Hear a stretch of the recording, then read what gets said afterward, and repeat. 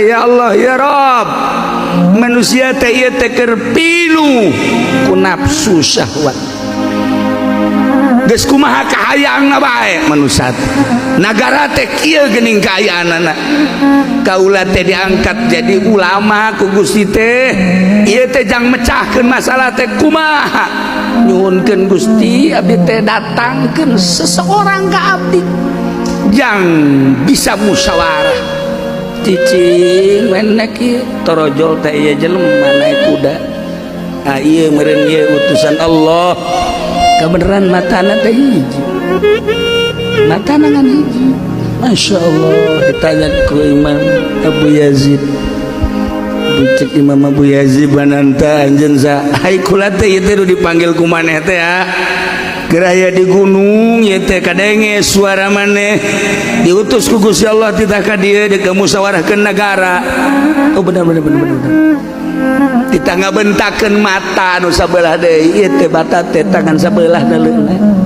Tanda di negara teh kuari teh ieu jelema teh matana keur neuleun teh sabelah. Ai kudu hayang nyaho mah. Rata we di isarahanana ya Allah ya Rabb. Kita belah kita mukakeun mata nu sabelah ieu. Ieu Abu Yazid. Cek eta wali teh. Ai anjeun teh saha? Engke heulanan.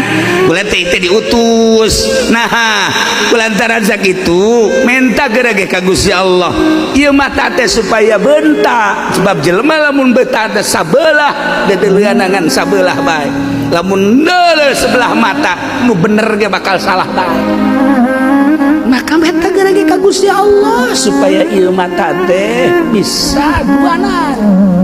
Minta munajat Abu Yazid Al-Bustami ka Gusti Allah, ya Allah ya Rabb, bukakeun mata abdi, bukakeun mata hati abdi, bukakeun mata hati umat-umat Gusti, bukakeun mata hati jelema-jelema Gusti. Abdi apal bahwa Gusti teh nyieun sorga, abdi apal Gusti teh nyieun neraka.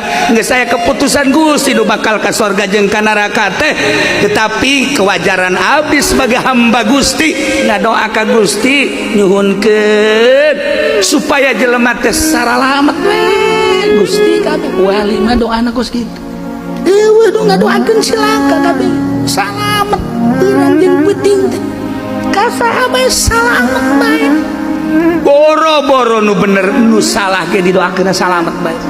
Loba jelema nu salah didoakeun salamet jadi wali. Ku wali mah kos kitu. Mantep jadi wali mah sebenarnya mah lain cara Habib Wartadi lain. Asal ngadeukeutan wali engke ge bawa